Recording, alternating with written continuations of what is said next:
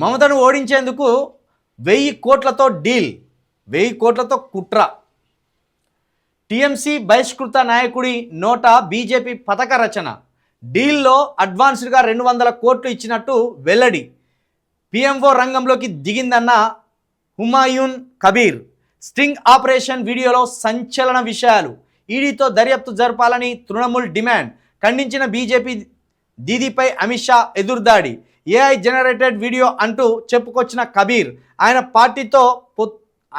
పార్టీతో పొత్తు రద్దు చేసుకున్న ఎంఐఎం. ఎంఐఎం ఎందుకు రద్దు చేసుకున్న ఆయన పార్టీతో? మాట్లాడింది కబీర్ అంటే ముస్లిం. ఒక ముస్లిం పార్టీతోటి ఇంకో ముస్లిం పార్టీ పొత్తును రద్దు చేసుకున్నది ఎంఐఎం పార్టీ. అంటే ఎంఐఎం పార్టీ ఏ పార్టీకి లబ్ధి చేకూర్చడానికి తహతహలాడుతుందో ఇష్టపడుతుందో దీన్ని బట్టి అర్థం చేసుకోవచ్చు. పశ్చిమ బెంగాల్లో అధికారం చేజిక్కించుకునేందుకు బీజేపీ తన మార్క్ రాజకీయాలకు తెరలేపిందా?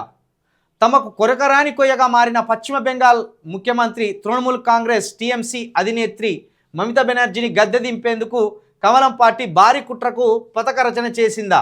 టీఎంసీని ఓడించడం కోసం ప్రధానమంత్రి కార్యాలయమే పీఎంఓ స్వయంగా రంగంలోకి దిగిందా అంటే అవుననే సమాధానం వినిపిస్తున్నది. మమతా పార్టీ ఓటమి కోసం ఏకంగా 1000 కోట్లను ఖర్చు చేయడానికి కూడా బీజేపీ సిద్ధమైనట్టు వార్తలు వస్తున్నాయి. టీఎంసీ తాజాగా నిర్వహించిన స్ట్రింగ్ ఆపరేషన్లో బయటపడ్డ విషయాలు దేశ రాజకీయాల్లో పెను ప్రకంపనలు సృష్టిస్తున్నాయి. నిజానికి మోడీకి తలనొప్పిగా మారింది మాత్రం మమతా బెనర్జీ. చాలామంది ఏమనుకున్నారంటే కేజ్రీవాల్ గారు, కేసీఆర్ గారు రానున్న రోజులలో బీజేపీ ప్రభుత్వాన్ని గద్దెదించే అంత పేరును, ఆ పట్టును దేశం మీద మెల్లమెల్లగా విస్తరించుకుంటూ పోతున్నారు పట్టును అనేది చాలామంది రాజకీయ నాయకులు విశ్లేషణలు చేసింది. అదే క్రమంలో మమతా బెనర్జీ గారు, స్టాలిన్ గారు, ఉత్తరప్రదేశ్లో ఉన్న అఖిలేష్ యాదవ్ గారు, కేజ్రీవాల్ గారు, కేసీఆర్ గారు ఈ యొక్క కూటమితోటి దేశ రాజకీయాలలో ఒక కొత్త వేదిక రాబోతుందని ఆశించింది. కానీ కేసీఆర్ గారి ఓటమితోటి ఒక్కసారిగా అన్ని కేంద్రాలు విచ్చుకపోయినాయి.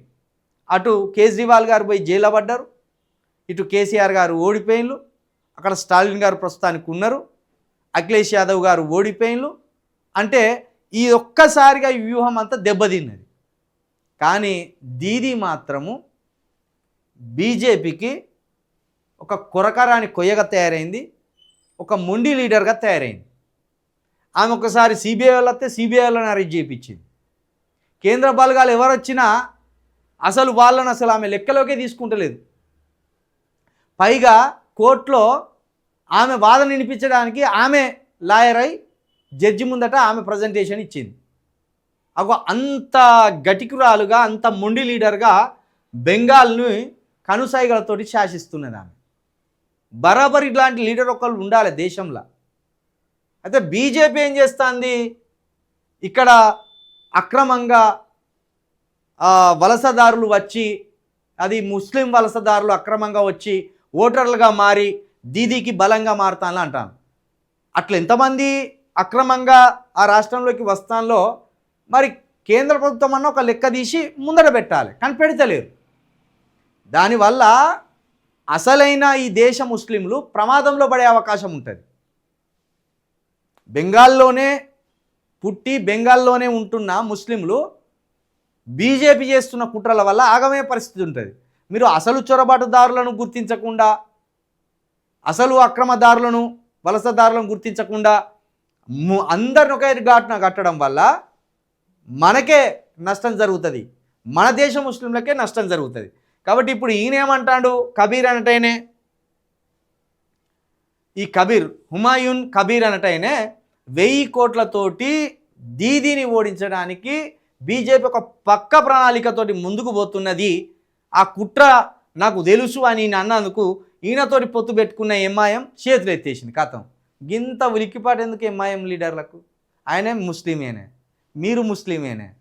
ఒక ముస్లిము ఒక కుట్రను బయటపెట్టినప్పుడు ఇంకా బలంగా ఆయనకు చేదోడు వాదోడు ఉండాలి కదా. అంటే మోడీ గారికి ఎంఐఎం పార్టీ పరోక్షంగా సహకరిస్తుందని అర్థం, లేదా ప్రత్యక్షంగానే సహకరిస్తుందని అర్థం. మొత్తానికి 1000 కోట్లతోటి మరి 1000 కోట్లు ఎన్నికలలో ఖర్చు పెట్టబోతున్నారా, లేకపోతే ఈ 1000 కోట్లు తృణమూల్ కాంగ్రెస్ నుండి గెలిచిన వాళ్ళను కూడా మభ్యపెట్టి పైసలు పంచి వాళ్లకు గుంజుకోబోతున్నారా, ఎట్లా ఉండబోతుంది అనేది చూడాలి. కానీ మళ్ళా అక్కడ దీదే రావాలి. తృణమూల్ బెంగాల్ ప్రశాంతంగా ఉండాలన్నా, బెంగాల్లో మత ఛాందస్సం ఉండొద్దన్నా ఖచ్చితంగా దీదీనే రావాలి. కాకపోతే దీది అక్రమంగా బెంగాల్లోకి చొరబడుతున్న ఇతర దేశాలకు సంబంధించిన ముస్లింలకు మాత్రం అడ్డుకట్ట వేయవలసిందే. ఇది ఒక విషయంలో ఖచ్చితంగా ఆమెను అందరూ డిమాండ్ చేయవలసిందే. బెంగాల్లో మొదటి నుండి ఉన్న స్థానిక ముస్లింలు తప్పించి ఇతర చొరబాటుదారులకు ఎవరికి కూడా అవకాశం ఉండకుండా వాళ్ళను ఎల్లగొట్టవలసిందే.